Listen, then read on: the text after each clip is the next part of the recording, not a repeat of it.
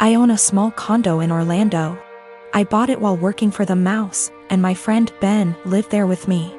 Ben's a cook and is rarely home.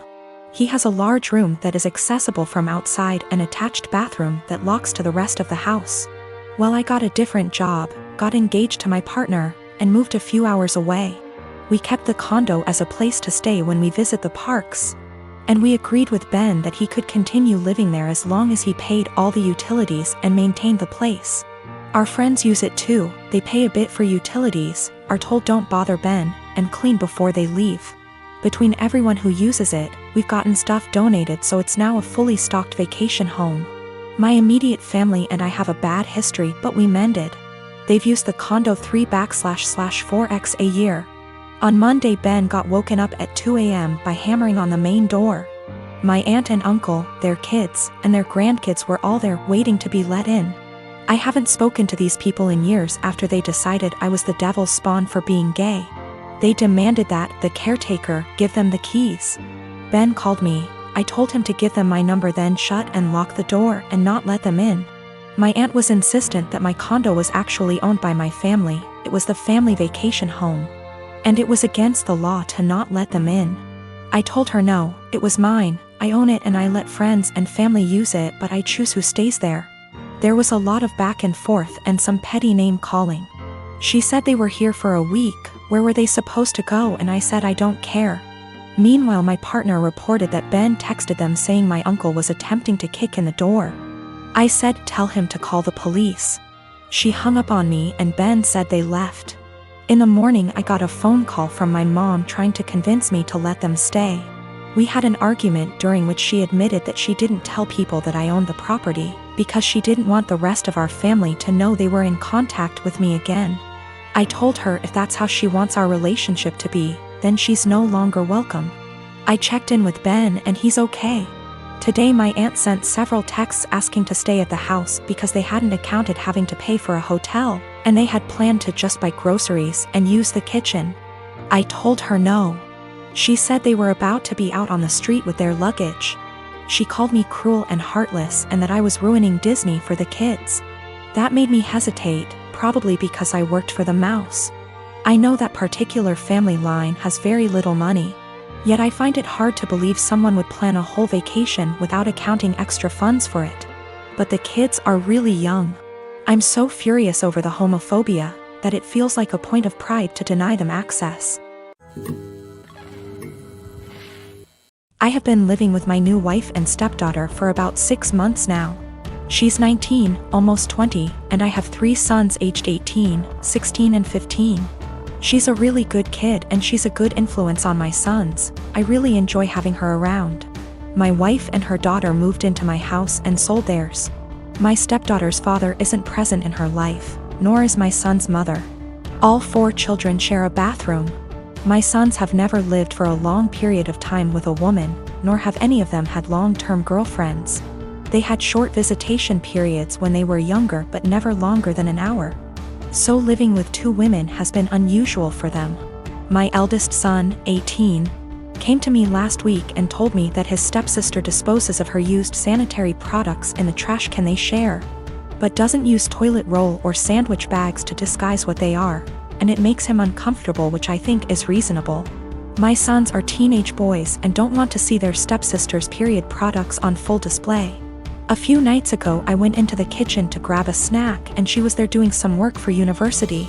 My wife had mentioned that she knew she was on her period, so I took it as an opportunity to have a word with her. I told her my sons were uncomfortable and asked her if she'd mind putting her used products in diaper bags or flushing them down the toilet. She laughed and told me it was rich coming from a man who sheds like a gorilla and has produced 3 skid-marking sons, which I thought was just an unnecessary attack. I've been nothing but nice to the girl and it's hardly a comparison. My sons shouldn't be subjected to her unhygienic products if it makes them uncomfortable. She went on to lecture me about how tampons can't be flushed and that it's bad for the environment if she uses diaper bags for everyone, which I think is just an excuse. I called her a scruff and told her that this was my house and that what I say goes.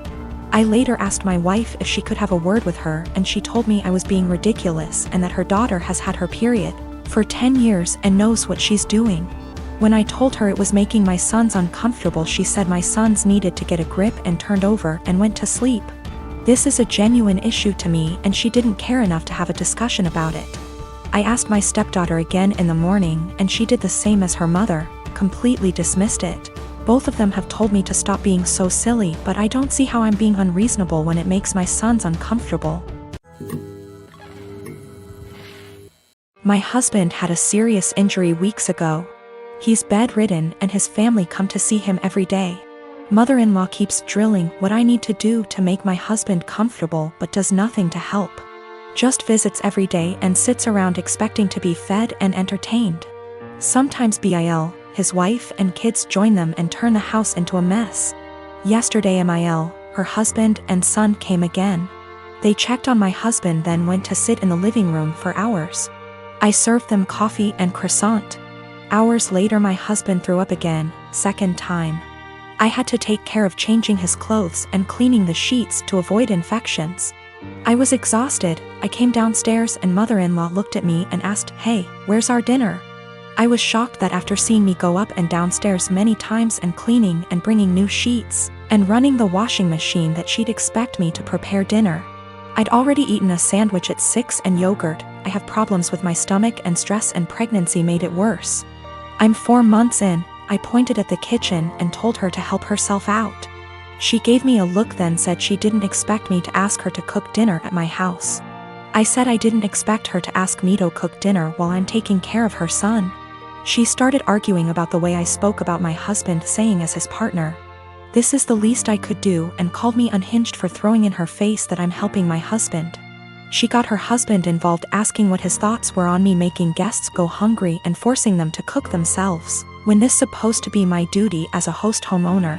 Father-in-law said they could order food and call it a day, and yelled at my younger brother-in-law to stop playing on his phone and order food, but mother-in-law got mad and lashed out, criticizing me, saying I wasn't up to the challenge of taking care of my home and my guests like an adult. I lost it on her and told them to leave since she kept yelling, disrupting my husband's sleep. She left after saying she felt sorry for her son and grandbaby with an aggressive wife and a mother like me. She told everyone, and my older brother-in-law said he understood I'd a lot on my plate, but lectured me about how I should have respect for his mom, who was a guest, repeatedly saying if that was his wife she wouldn't have acted this way, and that I shouldn't use taking care of my husband against them. He asked me to apologize, but I didn't. The last year and a half has been hard for me, to say the least. Last March, my brilliant and hilarious and beautiful girlfriend Natalie suddenly passed away. Everyone always gave shit about us because of politics.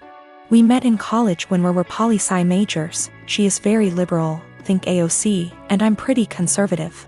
We actually met because we were serving as treasurers for our school's college Democrats and Young Republicans clubs, respectively, and our groups would get together for drinks or bowling or laser tag once a month. Well, Natalie and I bonded over a lot of shared interests, and we hit it off.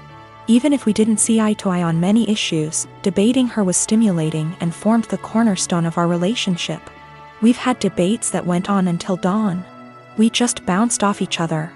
She liked to joke that we were drift compatible. I wanted to marry this woman, but she passed away before we got a chance to talk about marriage. I'm in therapy and I'm working through not having her in my life anymore, but it's been rough. Then Rona happened and I got laid off, so I had to move back in with my parents and figure out what I am supposed to do now. My parents mean well, but they got married really young and are more conservative and religious than me. They've been trying to set me up on dates with single girls from their church since I moved back home. But I don't want to date these girls. No offense to them, but it's a small town in the American breadbasket. They don't share the same interests as me, and it feels like their only goal in life is to be a good Christian wife and produce a lot of babies. Trying to talk to them about current events is excruciating for me. The girls my parents tried to set me up with take everything they read on Facebook or hear from Fox News for face value. It makes me miss Natalie and our debates more. My parents mean well. I know they want me to find a nice girl and settle down with her, but not like this. They are nothing like Natalie and never will be. I miss her, even if my folks didn't like her ideas. But when I told them the other night that I wanted them to stop setting me up on dates with these girls, They freaked out and told me that I needed to consider settling down since I just turned 30. They're good girls from great families, I know that, and my parents liked them more than they liked Natalie, but she was my one and only. I don't think it's fair for anyone when I still love her. They are even more angry at me because I told them that I just don't see myself getting married anytime soon. But like I said, Natalie was my soulmate and I just can't see myself being with anyone else but her.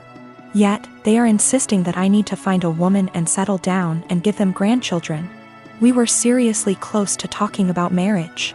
But around the time she died, it was more like how funny it would be if the bridal party wore blue and the groomsmen wore red because the bride is a Democrat, and the groom is a Republican / Romeo and Juliet deal.